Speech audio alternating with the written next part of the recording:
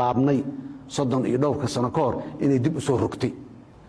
marka dawladda Itoobiya ay calan si jid kala taagantay leedahay waliba may waa kala madax banaantiin maanta Soomaaliland waa madax banaan tahay ay ku doodayaan laakiin kama yeelayno ha ogaadeen ma dhacayso inta wiil Soomaali uu nool yahay oo socdo dhulka Soomaaliya in qayb kamid ah ay baxdahay ma dhacayso hal inji xataa ma ogol yaa naga wada dhaba kulligan meel kasto caalamka uga noolnahay dhul aan la qaadanaa mugay timaado Itoobiya waa ku siran tahay aan leeyahay waa ku siran tahay Itoobiya dhulka naga ha ka leexato caalamku ogow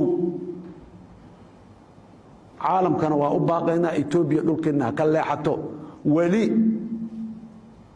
wali inay ka waantoodaan qabnaa waray joogtaa ficil yaani ku darin